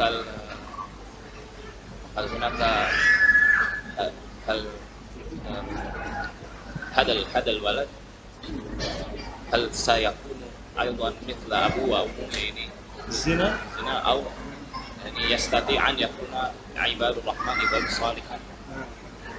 ثم هناك سؤال أيضا، إذا هذا سؤال عن الولد فقط حال نسبه، ثم هل يكون مثل أبيه أم لا؟ أبيه أو هل يستطيع يكون صالحا؟ نعم. ثم سؤال ثاني، الأب والأم الذي شيوخا لا يستطيع أن يحفظ القرآن جيدا، كيف يتعلمون مع أولاده؟ كيف؟ لأن صعب جدا ليحفظ القرآن ومراجعته هكذا. بسم الله. أولا أمر النبي صلى الله عليه وسلم علمنا دعاء كان يدعو النبي به في الصباح وفي المساء، يقول اللهم ارزقني الهدى والتقى والعفاف والغنى. والعفاف هو ترك الحرام من الزنا وكذا. فنسأل الله ربنا سبحانه وتعالى أن يرزقنا وأبناءنا وأهلينا ومجتمعاتنا الهدى والتقى والعفاف والغنى يا رب العالمين. الإسلام واضح في أن الزنا حرام وهو من أكبر الكبائر، وحرم الإسلام زنا من أوله، من أول النظرة، أن ينظر الرجل أو المرأة إلى عورة بعضهما. ثم بعد ذلك إذا حدث زنا وجاء ولد، هذا حدث في زمن النبي صلى الله عليه وسلم فقضى وقال الولد للفراش عاهر الحجر، والمراد أن نسب الولد إلى أبيه يكون من زواج. ليس في الإسلام هذا النسب، فنسب الولد إلى أبيه في الإسلام يكون بالطريق المشروع هو النكاح. لكن ماذا يولد من الزنا؟ هل لابد أن يكون كأبيه؟ وما ذنبه؟ ما ذنب الولد أن يكون مثل أبيه؟ لا لا، ليس بالضرورة. الولد الصغير كما قلنا ينشأ على ما تربى عليه. إذا نشأ في مجتمع صالح ربما يقع الإنسان الواحد فينا ربما يقع في الخطأ، يستهويه الحرام. فإذا جاء الولد من هذا الفعل الحرام ما ذنب؟ فاسد. إذا تربى تربية سليمة ونشأ نشأة قويمة لابد إن شاء الله أن يكون صالحا لنفسه ولمجتمعه من حوله. هذا أمر الولد، فليس بالضرورة أن يكون مثل أبيه، هذا أمر. ثم كان السؤال الثاني، أقرأ القرآن وهو صعب شاق علي. أيضا النبي صلى الله عليه وسلم أشار إلى هذا الأمر ليشجعنا على تحمل هذا الأمر الصعب مرة بعد مرة بعد مرة حتى يكون سهلا. فقال صلى الله عليه وسلم الماهر بالقرآن مع السفرة الكرام البررة، أي الذي يقرأ القرآن وهو ماهر به يحسن القراءة ويعطي الحرف حقه ومستحقه، هذا مقامه مع مقام الملائكة. والذي يقرأ القرآن ويتتعتع فيه صعب وهو عليه شاق له أجران. فأنت وأنت تتعب لك ثوابان ليس ثواب واحد، فلا تيأس، لا تقول هو علي شق. واستخدم الوسائل التعليمية، استمع إلى القرآن، استمع إلى الشيخ مرة بعد مرة بعد مرة. مثال، كلنا هنا يحفظ الفاتحة، يحفظ سورة الإخلاص، المعوذتين، آية الكرسي، إنا أعطيناك الكوثر. لماذا؟ لأن نكررها كل يوم مع الشيخ في الصلاة، فمع هذا التكرار صارت سهلة محفوظة في الذهن والعقل وهكذا. Baik, untuk soal yang pertama tadi bagaimana kondisi daripada orang anak ya, anak hasil zina, bagaimana? Cek.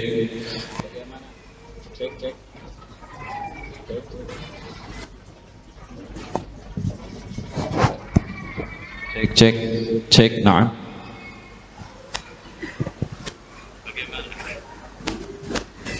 Cek. Bagaimana nasab dari anak hasil zina dan bagaimana keadaannya selanjutnya? Bagaimana, apakah dia menjadi anak seperti hal abi dan uminya yang ikut berzina juga gitu ya? Pertama kita lihat dari sisi nasab ya. Nasab anak hasil zina itu tidak kepada ibu dan bapaknya yang berzina. Jadi nasabnya tidak ada. Mungkin ketika dinikahkan kepada misalkan dia perempuan itu pada negara ya, ahlul hukum yang ada di negara itu atau di daerah situ gitu ya, atau wali itu seperti itu ya. Jadi nasabnya enggak ke abinya. Nasab bisa berjalan ketika hubungan suami istri berjalan kemudian memiliki anak, itu nasabnya baru ke bapaknya gitu. Kemudian bagaimana, apakah masih punya harapan untuk menjadi anak yang solih? Tentu itu bisa terwujud ya. Anak itu tidak ada dosa, tadi kata saya, lahir dengan keadaan fitrah, dia akan tumbuh sebagaimana dia dididik ya. Jadi misalkan dia sekarang dididik oleh seorang yang bukan dari anggota keluarganya, didiklah dia dengan pendidikan yang sebaik-baiknya, niscaya dia akan menjadi anak yang solih, masih ada harapan, dan jangan berputus asa. Insya Allah mungkin itu cukup ya. Jadi tidak akan gitu, maksudnya ketika dia dididik menjadi anak yang solih, insya Allah tidak akan menjadi seorang yang pezina juga seperti bapak dan ibunya. Kemudian soal yang kedua adalah bagaimana ketika kita susah dalam menghafal Al-Quran, susah dalam memurojaah Al-Quran karena kita tadi sudah tua gitu ya. Tadi saya mengatakan al-mahiru bil Quran ma'a syafaratil kiramil bararah, orang-orang yang mahir dalam Al-Quran bersama makam-makamnya, tingkatan-tingkatannya para malaikat nanti di akhirat. Dan orang-orang yang susah dalam menghafalnya, dalam tilawah, dalam murojaah, itu akan mendapatkan 2 pahala ya, mendapatkan 2 pahala. Dan janganlah berputus asa dari rahmat Allah. Al-Quran itu kan sesungguhnya bukan cuman dia hafal, tapi dia tuh nur gitu ya. Nur itu, nih tambahan ya, jadi Waqi, muridnya Imam Syafi'i, itu bertanya kepada Waqi itu gurunya Imam Syafi'i. Imam Syafi'i berkata kepada Waqi tentang hafalannya. Hafalannya hilang karena apa? Maksiat, melihat sedikit aurat daripada perempuan. Kemudian fa'arsyadani ila tarqil ma'asi, kata Waqi. Waqi menasihati Imam Syafi'i untuk meninggalkan maksiat. Fa inna Al-Qur'an itu nur gitu kan. Wa nur ihudam ilal as, dan Al-Quran itu adalah cahaya, dan cahaya Allah tidak akan diberikan kepada orang-orang yang bermaksiat gitu ya. Jadi jauhkan maksiat, terus dimurojaah, wala tai'as, janganlah berputus asa, terus diulang. Tadi kata Syekh bilang, kita semua di sini bisa baca Al-Fatihah, bisa baca surat-surat pendek, bisa baca surat ayat kursi. Kenapa? Karena kita semua di sini pasti sholat itu mengulang bersama imam, ataupun mengulang bersama orang-orang yang ada di masjid ya kan. Dan manusia itu ketika sudah dilakukan hal seperti itu, diulang demi diulang, akan menjadi sebuah habit, hafal akhirnya. Bahkan tanpa kita menghafal, itu hafal sendiri di kepala kita. Itu mungkin cukup ya, insya Allah ya. MC, tafadhol. Baik, jazakallah khairan kasiran kepada para penanya yang sudah membantu untuk sama-sama kita berdiskusi mengenai masalah-masalah atau keresahan-keresahan yang sedang dialami ayah ibu dalam didik anak. Beranjak ke acara selanjutnya, insya Allah nanti sebelumnya informasi bagi penanya, ada sedikit apresiasi dari kami panitia, nanti bisa menghubungi meja registrasi ataupun panitia.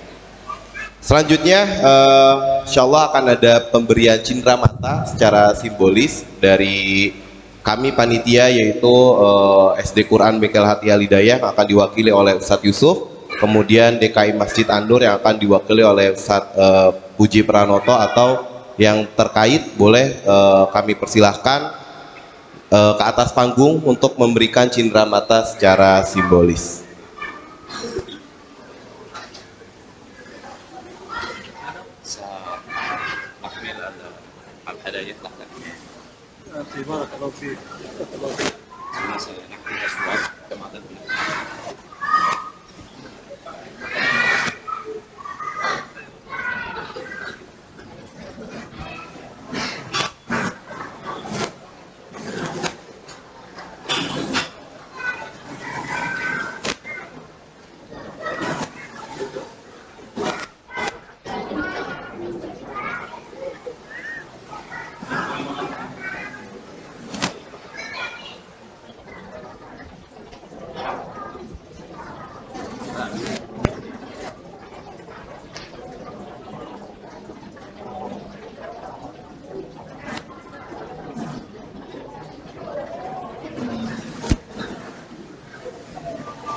Kami ulang sekali lagi, insya Allah dalam mensukseskan kegiatan pada pagi hari ini, kami ucapkan terima kasih banyak kepada para hadirin yang telah hadir. Semoga dengan niat dan segala pengorbanannya Allah balas dengan kebaikan dan juga niat dari hadirin sekalian, yaitu agar kelak anak-anak kita menjadi anak-anak yang soleh dan soleha, dan juga segala pengorbanan yang telah dicapai diniatkan untuk Allah agarlah kita menjadi lillah.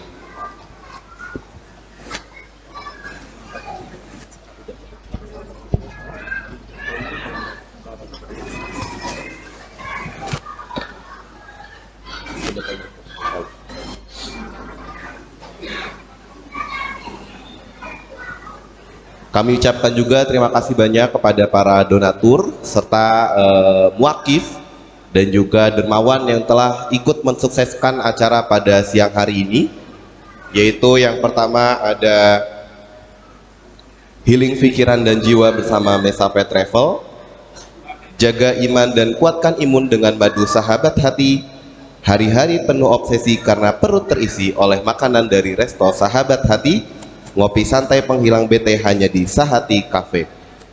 Selanjutnya untuk informasi infak gasken akan bisa dikasih tahu di stand gasken terdekatnya, insya Allah ada di stand Bazar. Allahumma ya Rabbana lakal hamdu kama yanbaghi li jalali wajhika al-karim wa 'azimi sultanik. Allahumma salli wa sallim wa barik ala sayyidina Muhammadin wa ala alihi salatan tunajjina biha min jami'il ahwal تقضي لنا بها جميع الحاجات وتطهرنا بها من جميع السيئات وترفعنا بها عندك أعلى الدرجات وتبلغنا بها أقصى الغايات من جميع الخيرات في الحياة وبعد الممات يا رب العالمين. اللهم علمنا ما ينفعنا وانفعنا بما علمتنا وزدنا علما يا رب العالمين. ربنا هب لنا من أزواجنا وذرياتنا قرة أعين واجعلنا للمتقين إماما. ربنا هب لنا من أزواجنا وذرياتنا قرة أعين واجعلنا للمتقين إماما. ربنا هب لنا من الصالحين. ربنا هب لنا من الصالحين. اللهم بارك لنا في أولادنا. اللهم بارك لنا في أزواجنا. اللهم بارك لنا في عافيتنا. اللهم بارك لنا يا ربنا فيما أعطيتنا. اللهم ثبت إيماننا وثقل موازيننا وارفع درجاتنا واغفر زلاتنا يا رب العالمين. اللهم ارحمنا بالقرآن واجعله لنا إماما ونورا وهدى ورحمة. اللهم ذكرنا منه ما نسينا وعلمنا منه ما جهلنا وارزقنا تلاوته آناء الليل وأطراف النهار على الوجه الذي يرضيك عنا يا رب العالمين. اللهم بارك لأهل هذا الحفل الكريم ولأهل المسجد ولأهل المعهد يا رب العالمين. اللهم بارك فيهم وبارك لهم فيما أعطيتهم يا رب العالمين. اللهم اجعل جمعنا هذا جمعا مرحوما واجعل تفرقنا من بعده تفرقا معصوما ولا تجعل فينا شقيا ولا محروما. وصلى الله على سيدنا محمد وعلى آله وصحبه وآخر دعوانا أن الحمد لله رب العالمين. الفاتحة. أعوذ بالله من الشيطان الرجيم. بسم الله الرحمن الرحيم. الحمد لله رب العالمين الرحمن الرحيم مالك يوم الدين إياك نعبد وإياك نستعين اهدنا الصراط المستقيم صراط الذين أنعمت عليهم غير المغضوب عليهم. Jazakumullah khairan kasiran kepada Syekh Dr. Ali Alam yang telah memaparkan materi parenting robbani pada siang hari ini. Sebelum ditutup, saya mewakili panitia dan tim yang bertugas mengucapkan terima kasih banyak. Mohon maaf jika ada kata-kata yang salah ataupun ada pelayanan yang kurang memuaskan dari kami.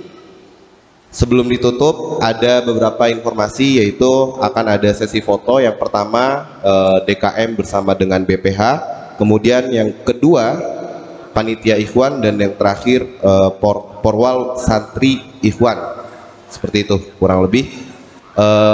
Tadi juga sudah ditutup sama Syekh. Marilah kita lengkapi dengan membaca lafaz Alhamdulillah, Alhamdulillahirabbil alamin, istighfar 3 kali, Astaghfirullahalazim, Astaghfirullahalazim, Astaghfirullahalazim, dan doa kafaratul majlis, Subhanakallahumma wa bihamdika asyhadu an la ilaha illa anta astaghfiruka wa atubu ilaik. Mohon maaf jika ada kata-kata yang salah. Assalamualaikum warahmatullahi wabarakatuh.